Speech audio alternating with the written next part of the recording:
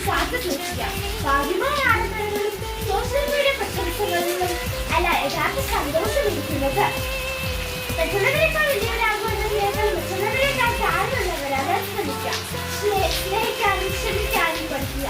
ഇവയാണ് ലോകത്തിലെ ഏറ്റവും വലിയ ശക്തികൾ. നമ്മളെ കണ്ടുപിടിക്കുന്നവർക്ക് വേണ്ടി പ്രാർത്ഥിക്കാൻ കഴിയുന്നതാണ് നമ്മുടെ വിജയം.